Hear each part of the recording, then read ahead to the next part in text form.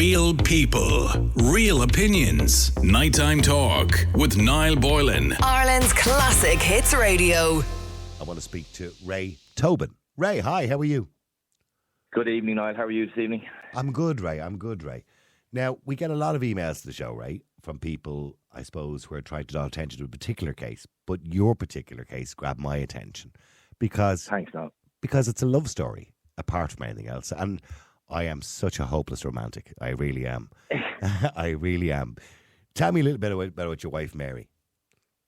Yeah, I mean, look, the love story is 33 years long now, and it was like a lot of love stories. It started, believe it or not, in Tamango's nightclub on a Thursday night. I met Mary. And, who, by the way, what year was that? What year was that, Ray? That was 1990. I was probably working there as the DJ because I worked in Tamango's. If it wasn't me, it was Jim Kenny, one or the other of us.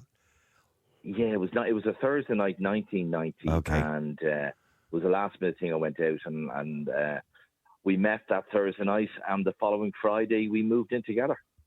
Wow, that was a whirlwind romance, wasn't it? So it was love at first sight. It was being literally. I felt like being struck by a thunderbolt, and it was like. Even now, I love her exactly the same way I loved her at that moment. I saw I laid eyes on her, and now Mary tends to sort of tell people that she was homeless at the time. I wanted to deny that she wasn't. She was living in Glasnevin, but yeah, it was a whirlwind romance. And were they there? Almost like now we were in a rush. Were they the days when they had the slow set in Joe Mango's, as we used to call it? Are they? They did at the slow set, but I didn't get that far with Mary that night. It was like we just had a little chat at the bar. Right. And then at the end of the evening, I walked her to her car, and I took her hand as if to kiss her hand, but I kissed the back of my own hand, and she was smitten after that. I'll say she was all right. I know the car park at Tamango well as well. So you fell in love at first sight, moved in together just 8 days after you met, and now you've been married for 33 years. And 3 kids later, Niall. Yeah. And 3 kids later. So let's go back first. You've had a wonderful life together. And January 2020, Mary was just... January 2020. Get a checkup. Yeah, we were... Yeah, and again, I'd encourage... I think it's just so important every woman should avail of the breast check because it was imperative. It was just a normal checkup. We were driving to the Mater Hospital. We were referred to the Mater just to have another check. I literally thought that'd be fine. We'd go in and out. We'll have a little bit of lunch, maybe in the Omni on the way home. We live out in Skerries, and they were able to. Unfortunately, they were able to say there's something wrong. Did a biopsy there and then, and told her she had breast cancer. That was January, and then in February she had the lumpectomy. Thank God, it was only a lumpectomy required. But then a lot of chemotherapy and radiation was needed to make sure it was gone completely. COVID struck, as we all know, then late February that year. So it's everything into turmoil, doesn't it? Yeah. Everything in turmoil. And believe it or not, in that year, 2020, Mary visited the hospital 100 times. Right. And she would have been very vulnerable, of course. Yeah, she would have been very vulnerable. Absolutely. And unfortunately, I was allowed in with her once, the very first time she took chemotherapy. But Mary was, I was even thinking of her, some of the songs there on the Ruth Scott show. You know, I'm every woman. She is every woman. She's unbelievable. Mm-hmm. And she fought with such bravery and courage. And Mary is the life and soul of the party. She's the larger-than-life character, beautiful, vivacious, everything you'd want to have in a partner. And such a beautiful person on the inside, great mother. And she fought so hard, and she got the all clear, Niall, last January from breast cancer. So it went on for... That must have been great news at the time. I mean, to think that you're going into remission, yeah. Unbelievable. She got the all clear, and I was celebrating my 60th birthday that February last year, and we said, look, the kids are 18 and 20, might be the last time they'll want to go away with their parents for a holiday. Yeah. And to celebrate, and Mary's great news, we said, look, should we go on holidays? And we booked a holiday for April in the Canaries.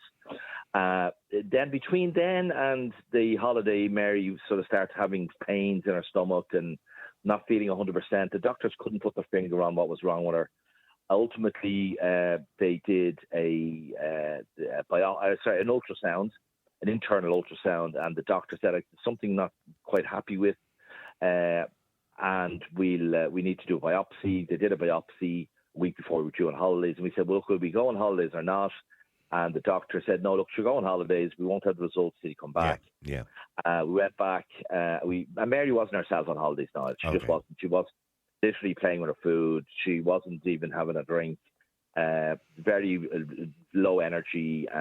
So I knew something was wrong. But, you always hope for the best. But when we went back... You hope it's just a tummy bug or something. Yeah. Exactly. You just hope for the best, Niall. And I mean, again, getting cancer once is bad. But you'd think just that couldn't happen again. And unfortunately, we went back. The doctors told us that she'd stage 4 cancer from the pancreas, spread to the liver.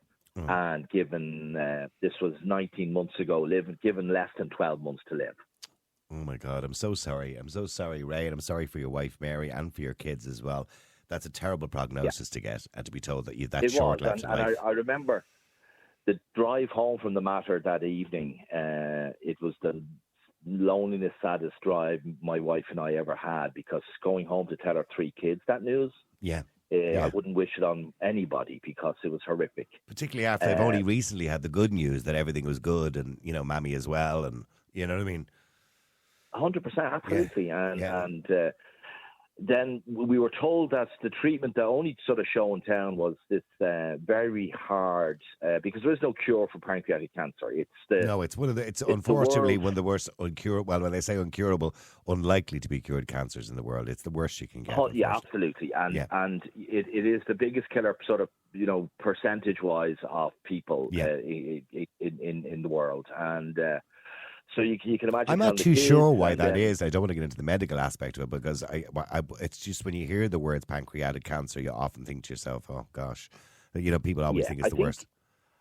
Yeah, I think medically, because we've become not experts, because obviously not experts, but we know a lot about the pancreas. It's almost like the red cow roundabout. There's loads of things happening in the pancreas, and if you can't just whip it out. Yeah. It's unlikely to whip it out and survive. And you certainly can't replace it either. No. You can't, exactly, yeah. So Mary was told the only show in town was a very strong chemotherapy called FOLFIRINOX, which is a quite new, I mean, when they say quite new, about 10 years out there. And we were told it's a very tough regime. You might tolerate 2. You'd be lucky if you tolerate 6. And you'd get that every 2 weeks. So realistically, we're thinking, maybe 3 months. This was like we were told. This was last May. The kids, Debs, the twins, Debs, was in August. So we're thinking, God, will Mary see August? Halloween, Christmas, all the milestones, Niall. And but since then, Mary's had 22 doses of FOLFIRINOX. Wow.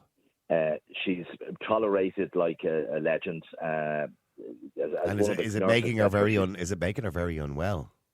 Yeah, like the chemotherapy, it lasts in the hospital for 10 hours. Right. And then she brings home her pump with her that pumps further chemotherapy into her for another 46.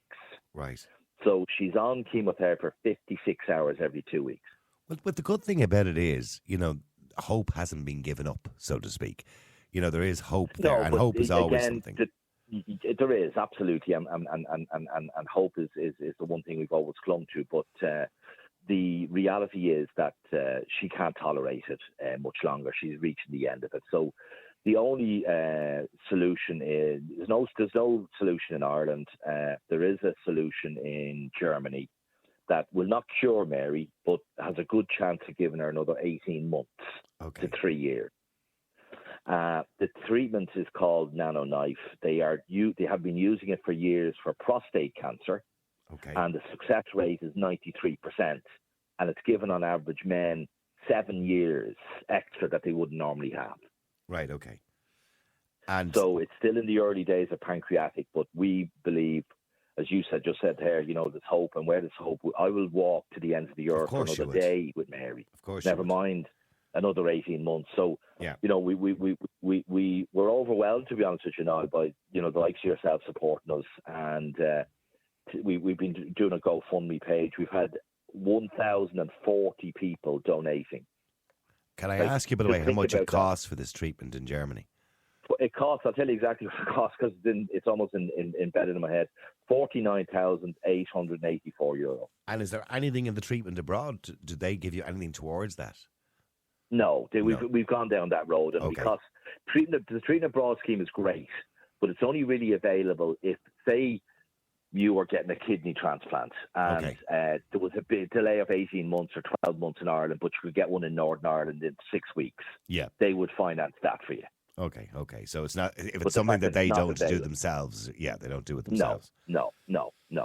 And Okay, so where are you that's now the with the only show in GoFundMe? town. Where are you now with the GoFundMe? Well, How much you as have? I said, I'd like to anybody listening, the 1,040 people, and it's not even the money, Niall, as well. The wishes we've had from neighbours, from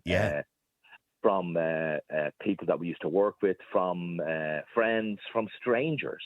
Yeah. It's overwhelming, the kindness of Irish people. It really is, and not just Irish people. But we've had lots of different nationalities donating. It's just basically humbling, to be honest with you. That. I think apart from anything else, Ray, I think it's not only that, because people can associate with your story. You know, many people who are married many, many years, or just they're in love. I mean, I love my wife dearly. I would walk through hot coals for her. And most husbands would, and most wives would do it for their husbands as well. And it's a beautiful story. It's a lovely romance. It's a lovely story. 3 kids, happy family, and everybody wants that. They want that to succeed. They just do want it to succeed.